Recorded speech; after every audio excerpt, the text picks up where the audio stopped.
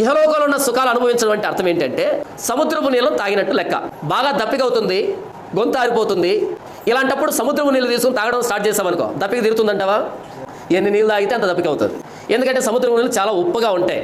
ఎన్ని తాగితే అంత తొందరగా చచ్చిపోతాం. మళ్ళీ ఇహలోకంలో ఉన్న సుఖాలు కూడా అంతే. ఏదైనా ఒకదాన్ని అనుభవించడం ప్రారంభించు, మళ్ళీ అనుభవించాలనిపిస్తుంది, మళ్ళీ అనుభవించాలనిపిస్తుంది, మళ్ళీ అనుభవించాలనిపిస్తుంది. ఎంతవరకు అంటే మనం చచ్చిపోయేంత వరకు. ఉదయాన్నే టిఫిన్ తిన్నాం, మధ్యాహ్నం వరకు ఇక ఆకలి కాకూడదు.